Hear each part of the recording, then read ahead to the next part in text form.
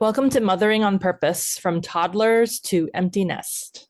This episode is for you if you're a mother who loves her kids deeply and sometimes loses herself in the loving. If you grew up being parented in ways you don't want to repeat, and you're quietly or not so quietly trying to do it differently. If you're navigating a stage of motherhood that nobody prepared you for, the perfectionist teenager, the adult child making choices you wouldn't make, the grandchild whose parents aren't you. If you're tired of mothering on autopilot or through reactivity and are feeling depleted, and instead want to mother on purpose without guilt or urgency or the constant low hum of, am I doing this right? Thanks for joining us today at the Healing Medicine Podcast. Who are you listening to? I am Dr. Jessie Mahoney, and my co-host is Dr. Ni-Cheng and I. We are two board-certified physicians who bring decades of experience to the conversation about wellness. If you crave more ease and aspire to rediscover your love for medicine and life, one mindful step at a time, you are in the right place. We hope you'll love today's episode, and if so, please share it. A reminder that nothing in our podcast is medical advice.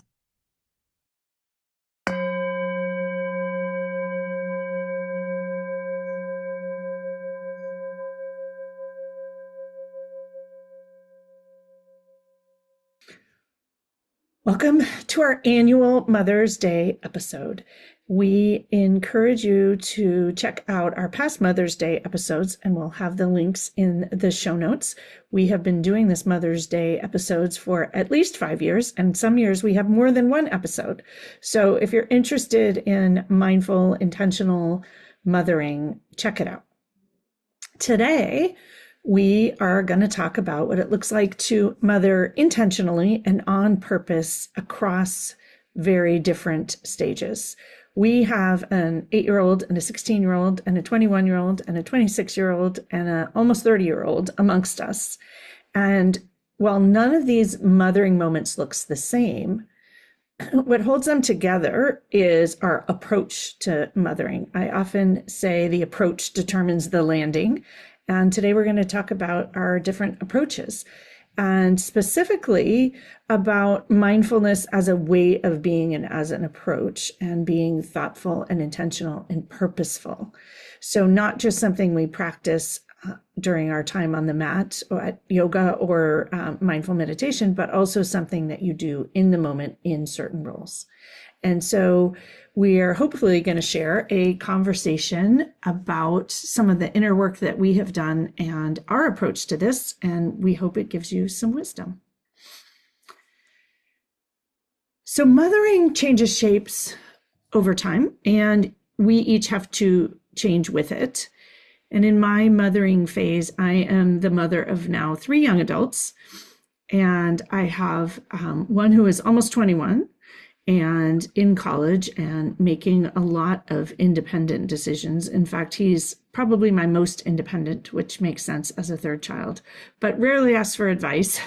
And it's really with him a measure of trust and letting go, but mostly trust. I have let go because that's what's required with this child.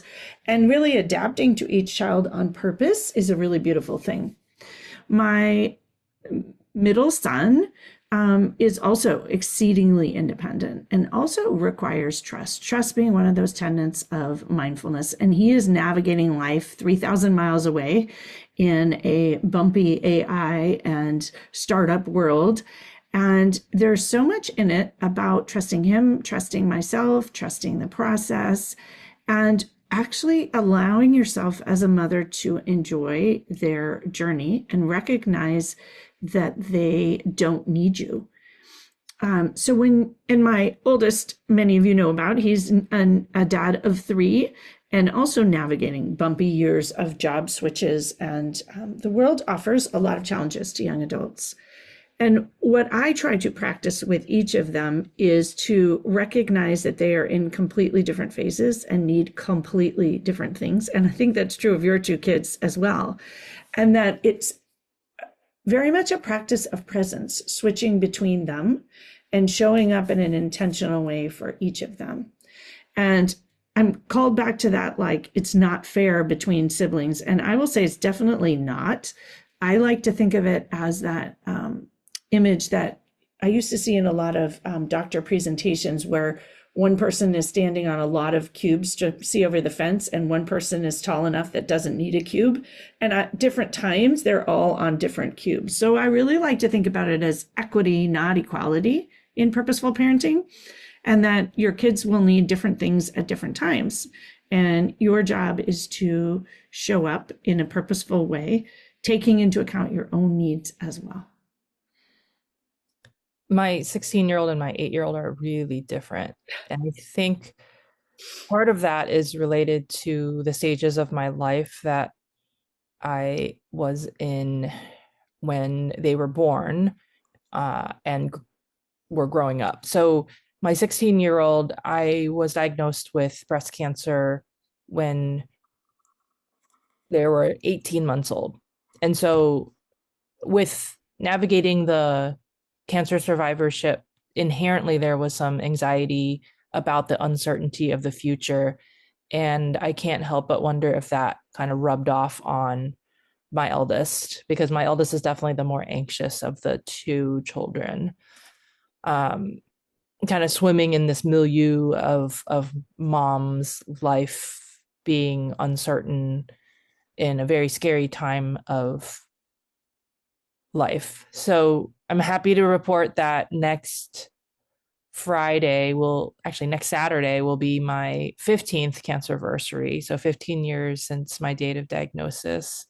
I'm very excited to be here, to even be sharing any of this with you, and to be telling you about my my after diagnosis child, who is 8 and who is very different, partly because of the milieu that she was in. In utero, I had already established a pretty robust meditation practice when she was in utero. And so some of that parasympathetic tone and milieu probably influenced her as she was growing to be a full-size, full-term baby.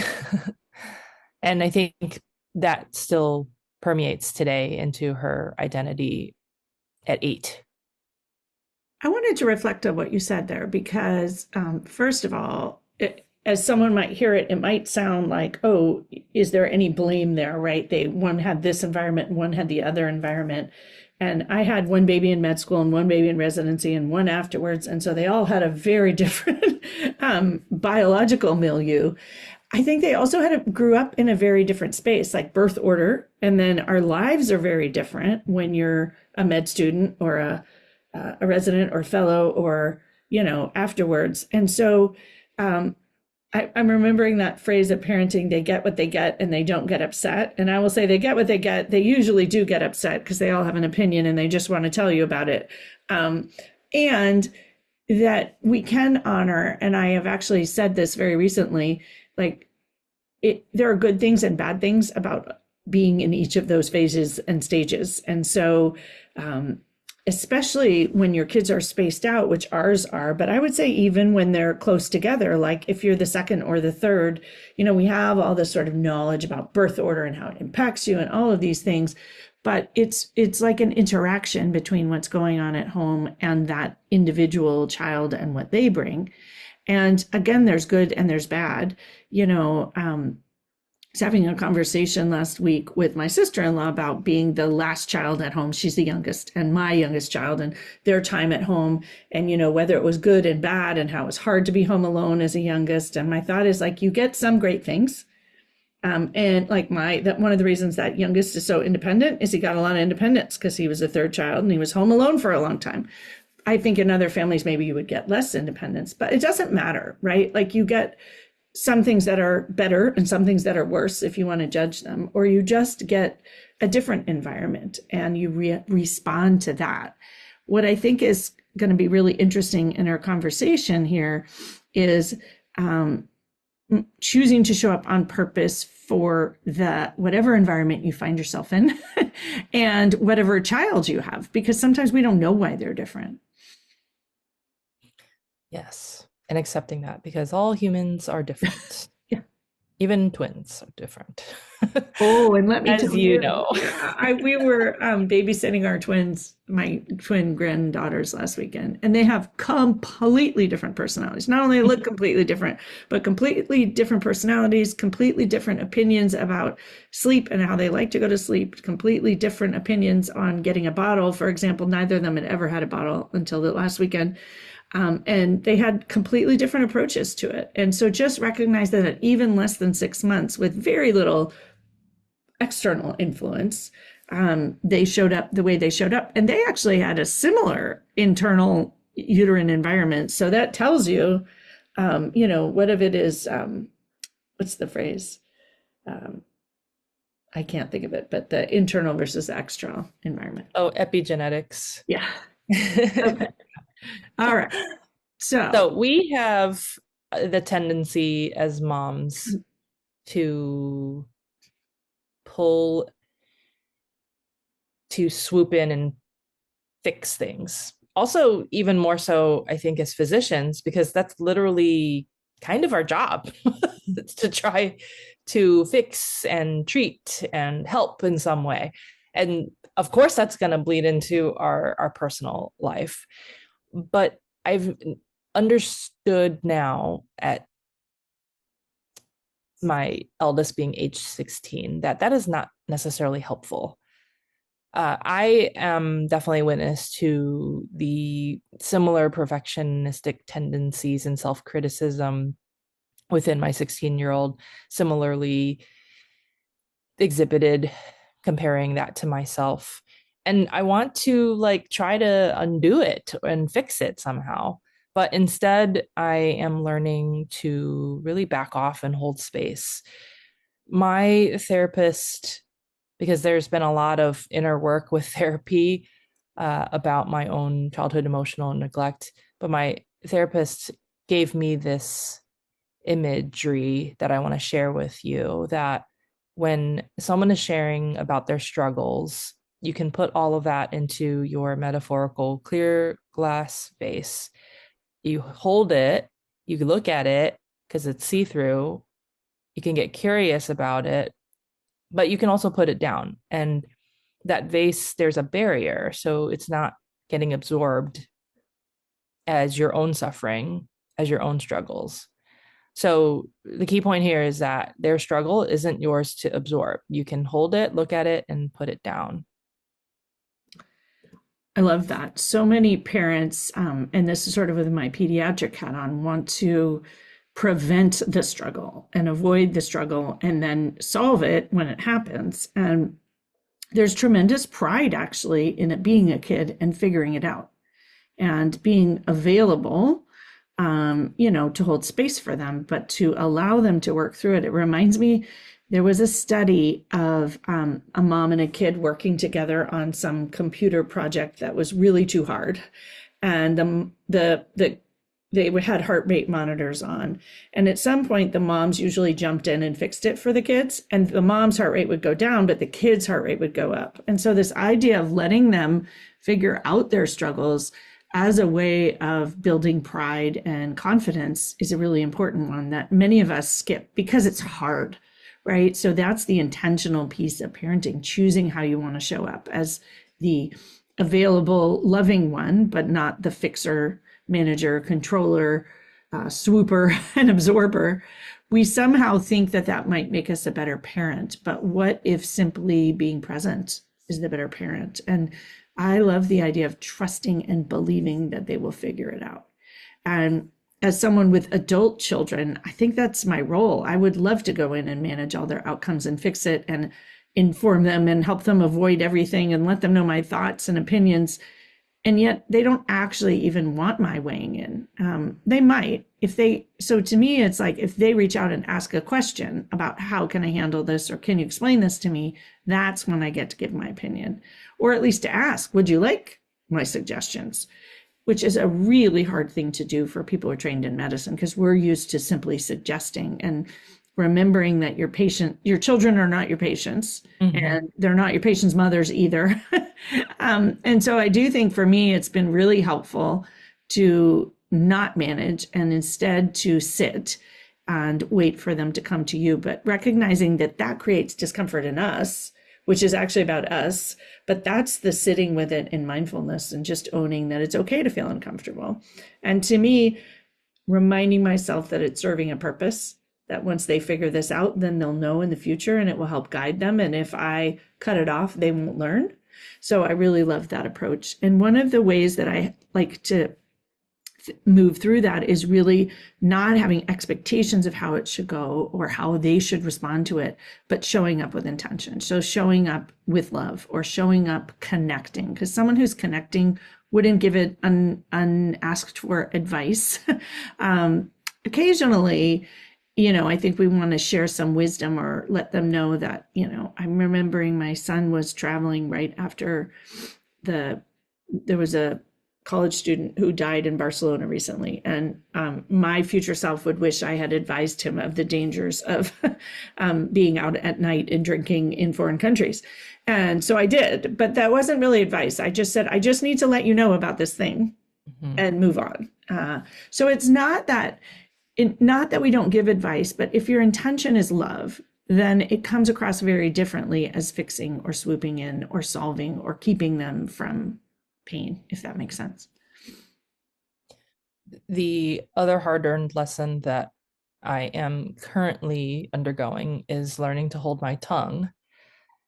That has been probably the biggest lesson of middle school and high school age kid, is not asking immediately when they come into the car, when you pick them up, how was school? How was your volleyball practice? The moment they get in the car. So rather than focusing on kind of alleviating my urgency in wanting to know how they are, I have simply just picked them up on time. That's a big thing with my kids, is picking them up on time and letting them initiate if there was anything about the experience that they just underwent, as opposed to me jumping in and trying to direct a conversation. The other aspect is I am very impatient about my 16-year-old getting their driver's license. They are apparently on a very different timeline than I was, because I remember counting the days as a 16-year-old to my birthday, the day that I could test for my license and drive. And no, my 16-year-old has just recently completed the online curriculum. But I'm holding my tongue, letting the trust come in that it will happen, but it will have to be on their timeline, and I'll have to honor that. Yeah, that's funny, right? Because your urgency is not her urgency. Exactly. I love it. And I'm reminded of this idea that so many parents think that it's connecting to ask a zillion questions, and that's how they want to connect when they get home. And keep in mind that we were trained to ask questions to connect, right? And we're question askers at work. So of course we come home and do that. And very often the most connecting thing is actually to be willing to sit in silence.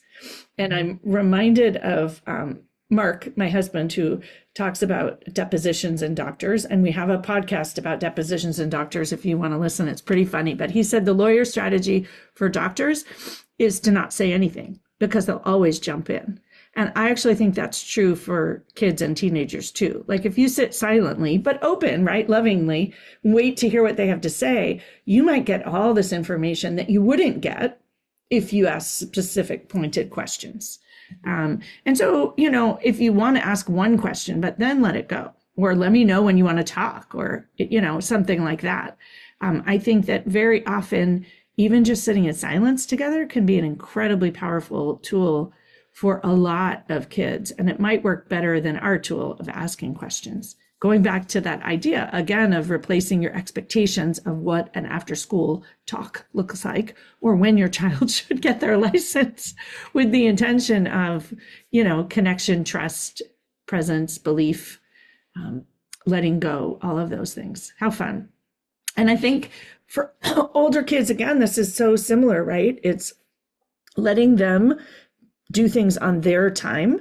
And really, our job is to keep them safe, is what I like to think. And so, other than that, they can float in and float out. And I find that one of the, it's not the hardest thing now because I've just totally accepted it. But again, it was an intention to recognize that they will be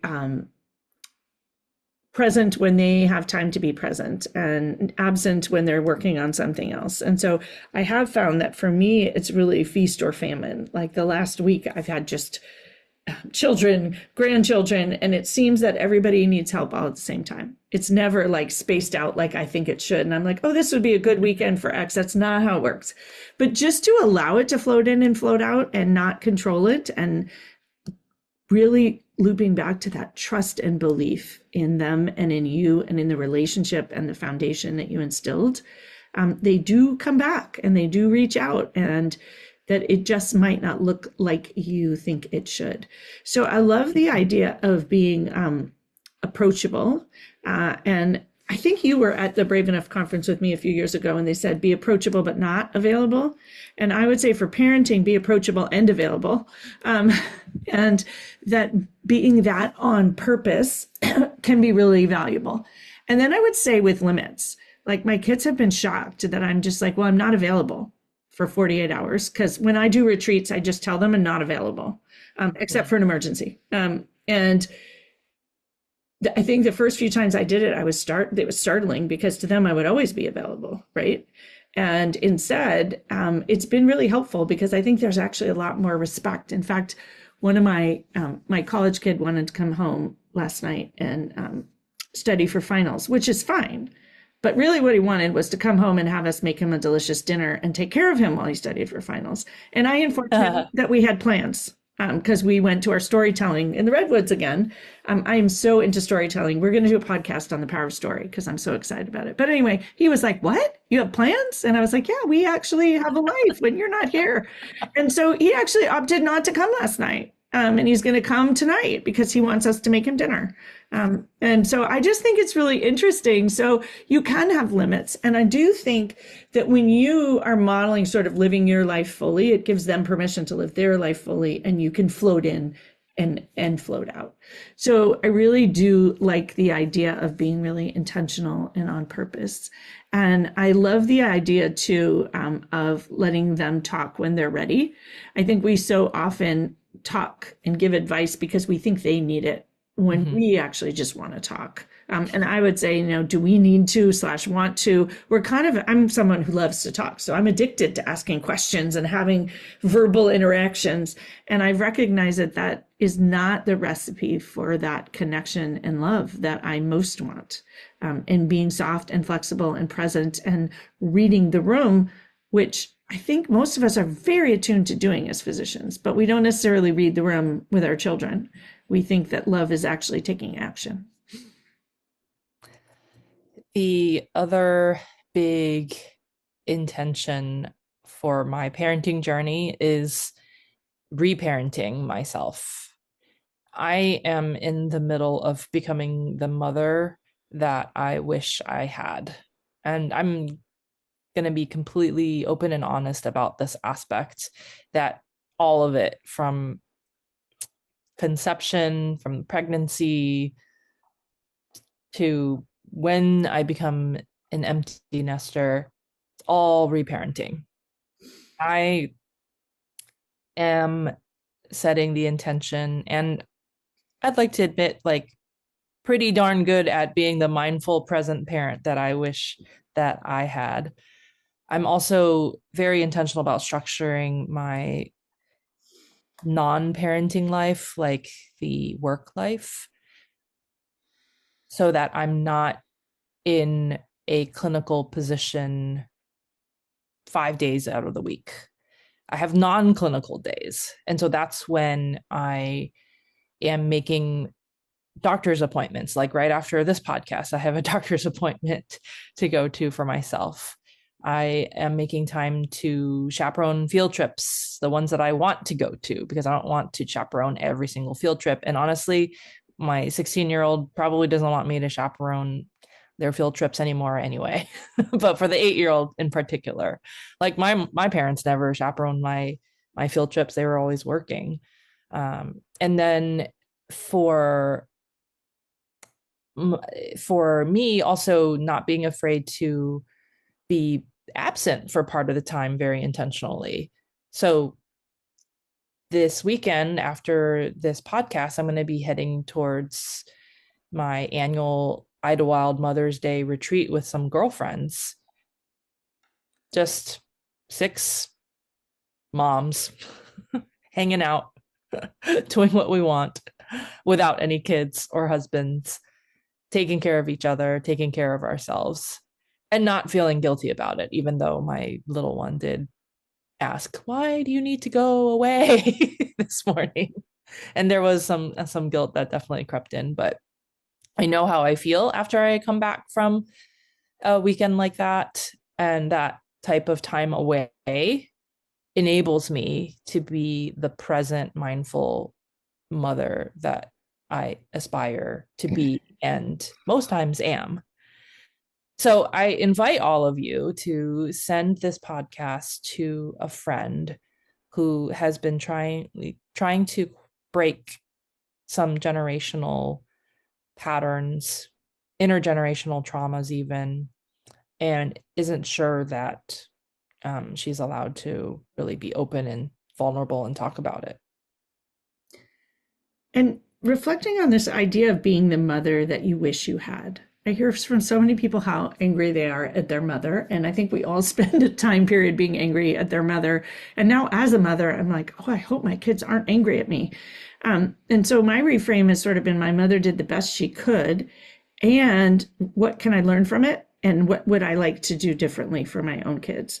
Some people say I didn't learn anything from my mother in coaching. I'm like, well, we learned how we don't want to be a mother, right? So we always learn something, and we learn what felt good and what didn't to us. And to me, this bit of intentional parenting is choosing to be the mom on purpose. Then you can hold your head high at the end that you were thoughtful and purposeful.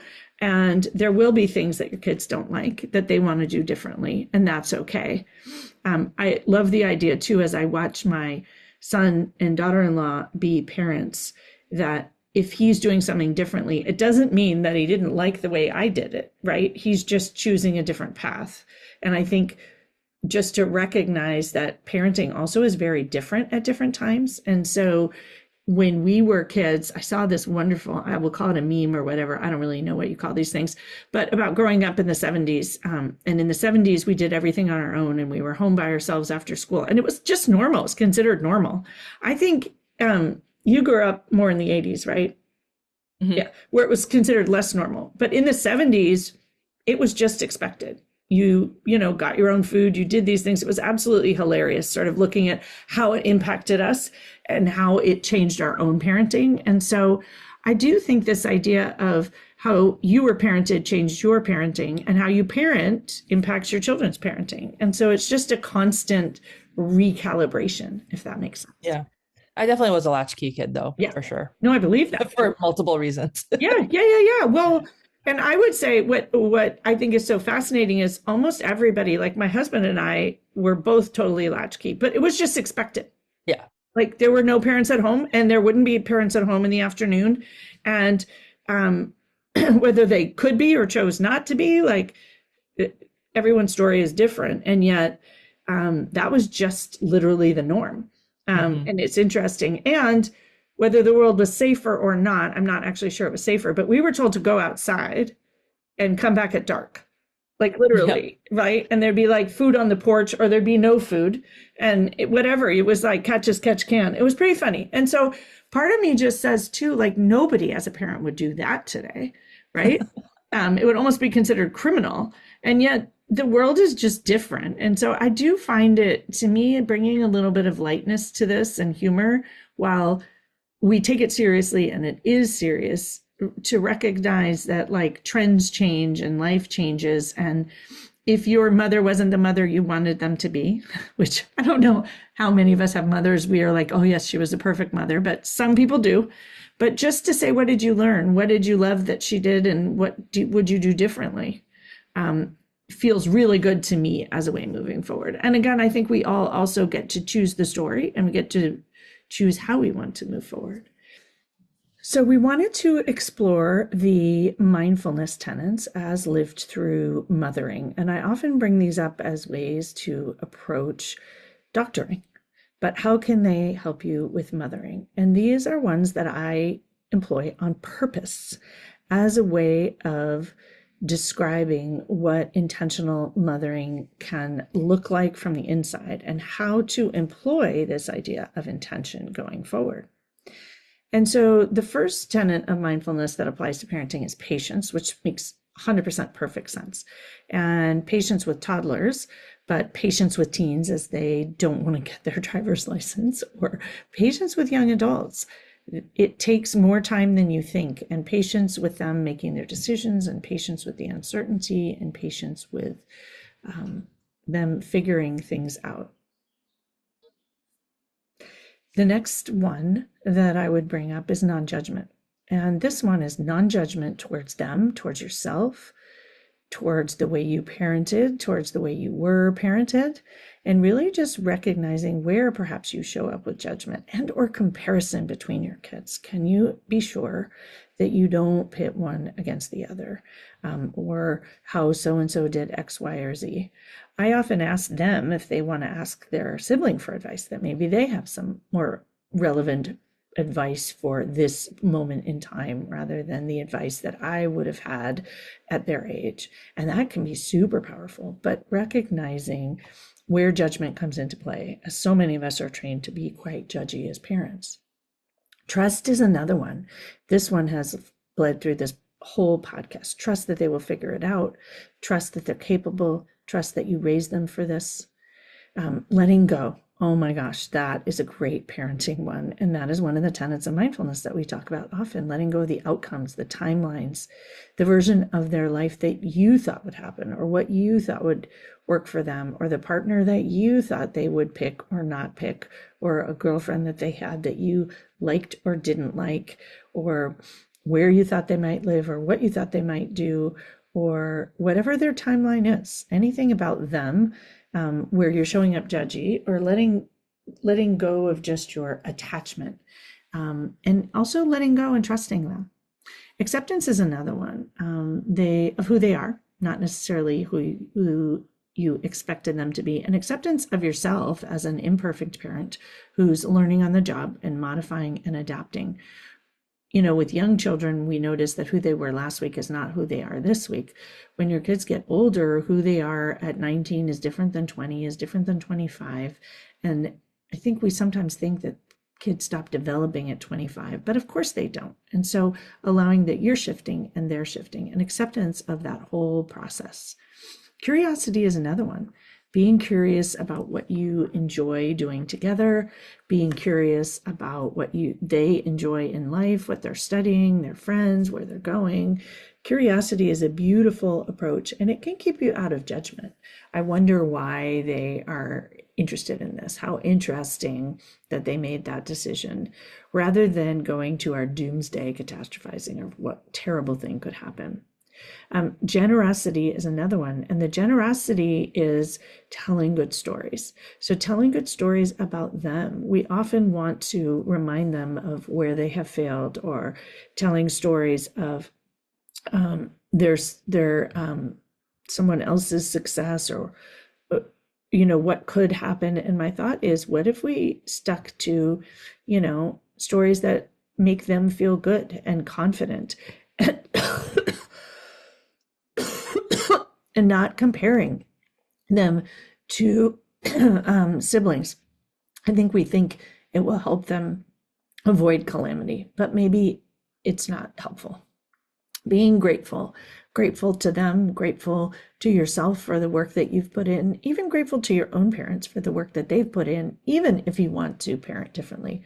To me, this appreciation of all the generations of mothering is a really beautiful thing. Even if you didn't like things that your mother did, it can be incredibly amazing to just show gratitude that she likely did the best she could in the moment with the information, tools, resources, skills, money that she had, and the mothering model that she had. And so just keeping that in mind. And then paying attention on purpose. So paying attention to what's working, paying attention to the things that you love about your child, paying attention to their superpowers and what they're good at. We're trained to notice what's wrong and what's broken and always trying to fix it. And so for me, being intentional is paying attention on purpose to the things that each of my children is good at. I don't have to point out their deficiencies all the time in the name of helping them do better. The curiosity, especially with my 8-year-old, in terms of how we navigate when she's going through something hard. I basically conduct a mindfulness inquiry where we talk about, actually more like I let her talk about what she thinks is right and wrong. And most of the time it's something in between. Noticing what's here now, naming the emotions that are present, and what other perspectives there could be. Then we spend some time honoring coming up with different options for what's next. And sometimes there is no next. Sometimes it's just stewing and exploring the discomfort that's present. And so yeah, I'm just really grateful that the type of parenting that I've chosen to live into is like this. I think it's a lot healthier for all parties involved. Ultimately, my very wise therapist also reminded me that we are raising children to become adults, not raising children to stay kids. So I encourage you to think about those mindfulness tenets and think about how you might like to move forward employing some of them. You don't necessarily need to employ all of them. I like to run through the list sometimes when I'm stuck, or simply choose one that I'm going to apply to, a weekend home with young adults. Which one? Do I want to show up generously? Do I want to show up paying attention on purpose? Do I want to show up with gratitude? Do I want to show up with presence? Again, leaning into some of these on purpose can be really powerful. And I do really love this idea of raising children to become adults.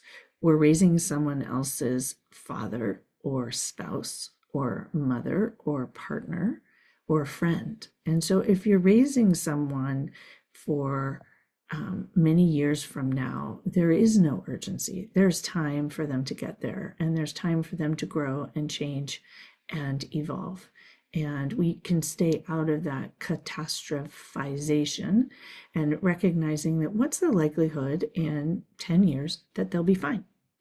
And when you lean into that, it feels much better than worrying all the time about the things that you might have done wrong or they might not know yet.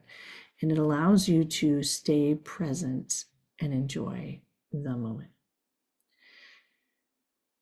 So as we get towards the end, I wanted to reflect for a moment on the grandmother and mother-in-law stage, which is a whole other evolution of the parenting.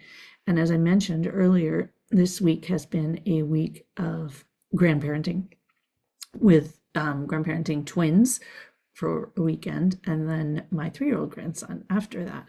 And for that relationship, I have worked really hard to show up with presence, being in the moment with them at whatever age they're at in developmental stage, showing up with love, showing up with the intention of connection and curiosity. And for me, I love children, as most pediatricians do. So showing up with awe and wonder, seeing the world through their eyes. And I think so often we get caught up in the caregiving. And what if we could go back to that awe and wonder in our children's eyes? It's pretty magical. So I encourage you to try that, see what it looks like, and allow yourself the awe and wonder of holding a sleeping baby or snuggling up to a toddler, or their awe and wonder at seeing the redwoods, or playing some imaginary game. Something that we don't allow ourselves too much in life as adults and as moms. And taking a moment to do that can be incredibly refreshing and restoring. The other very intentional piece of the grandmother and mother-in-lawing has been to respect parents' wisdom and their approach, and recognizing that how I choose to mother gets to be different than how they choose to mother or father, and that I can appreciate their efforts even when they are different than perhaps what I would recommend, and that what's most important to me is having that connecting, loving relationship with them and my grandchildren, but also not to undermine them and not to think that how I think they should parent is better than how they think they should parent. I'm very grateful to my own mom for not telling me how to parent. I did not appreciate it at all at the time, but in retrospect, I noticed that she didn't really. When she was with my kids as a grandparent, did it the way she wanted, but she didn't tell me how to do it. And I am making a very conscious effort not to tell them how to do it. And noticing, especially as a pediatrician, that different parenting strategies are in vogue and out of vogue, and we think there's a right way and a wrong way, but we all get to show up however feels most loving and kind. And obviously, if there were something that were causing severe harm, but beyond that, I think my role as a grandmother is actually more as a mother to support my son and daughter-in-law as parents.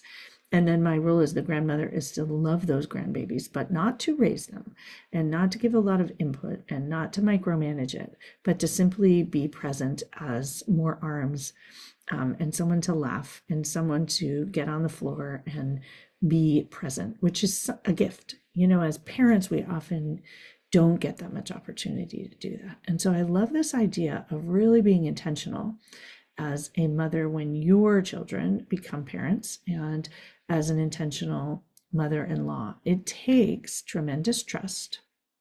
It takes holding your tongue, as we talked about. It takes letting go. And it takes gratitude and curiosity and awe and wonder. And if we can show up with love, asking what love would do in all of those roles, that's one of the most powerful things we can do. The other piece I thought worth sharing is, as a mother-in-law myself, many of you know that I set the intention to be the best mother-in-law. And I set that intention as a way to honor my mother-in-law, who told me that she was setting that intention because her mother-in-law was the best mother-in-law.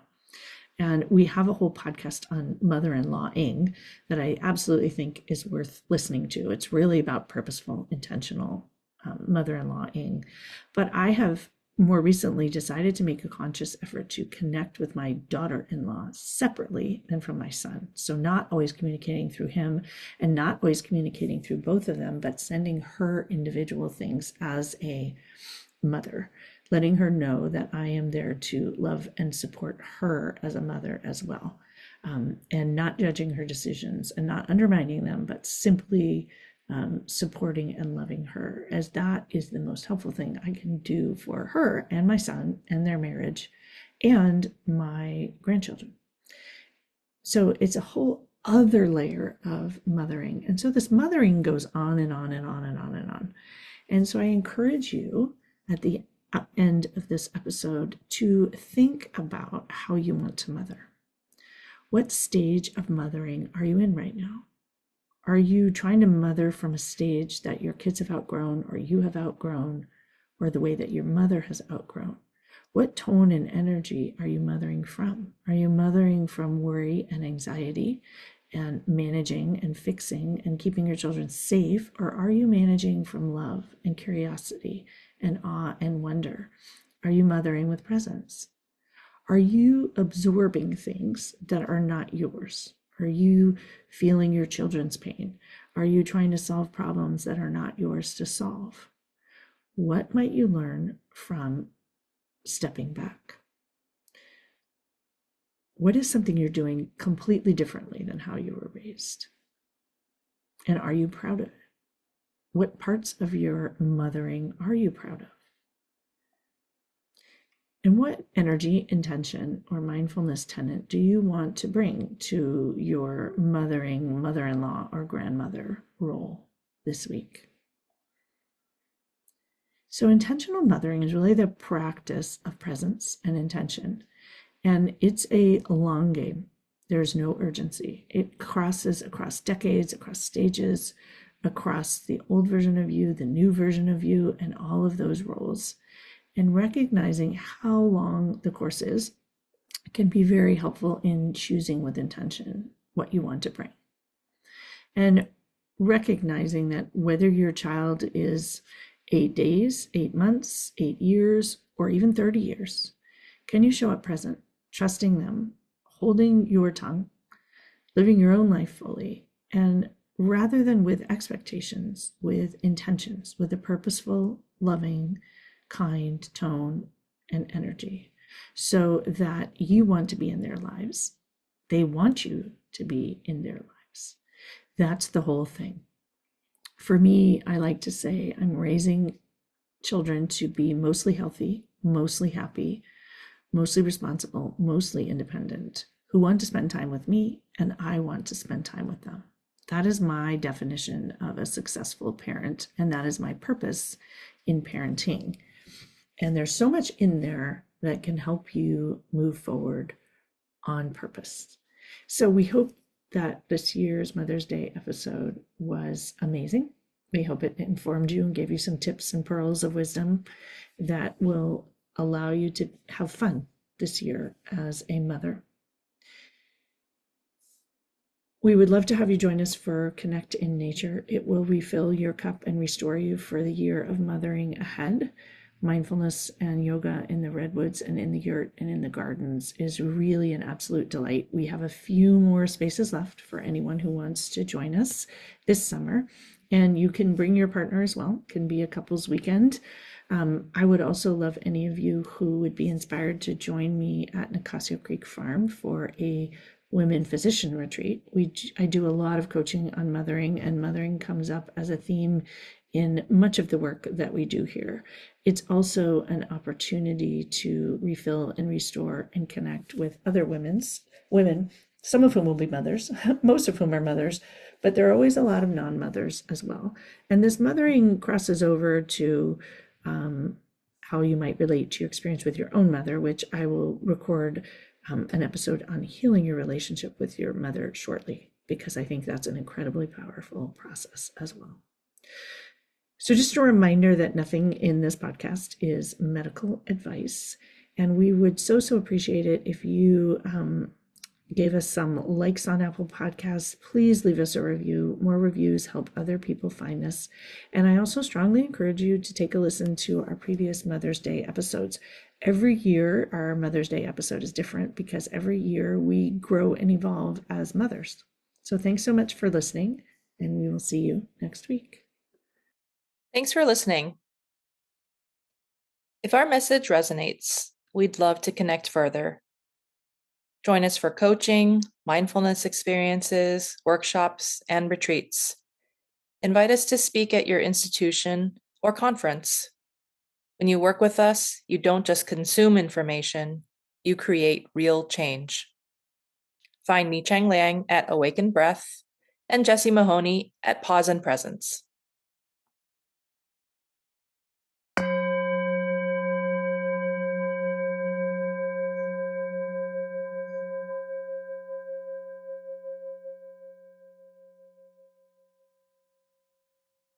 So bringing a hand to heart and another hand atop, enjoying that oxytocin, rubbing your top hand on the bottom hand, melting some cortisol, and thinking about this idea of we had so much fun. You're looking back on your life and thinking that in your relationships with children, grandchildren, your mothers, looking for the sparkle, looking for the moments of joy. And thinking this, we had so much fun is very often not anything big. It's often something little. The times where you truly think you had so much fun are often a dinner conversation or something that just happened off the cuff. And so, how might you invite that into your life? Remembering to breathe in through your nose and out through your mouth. Huge breath in and out. May we all enjoy our mothering roles, however they look, as we move forward. Namaste.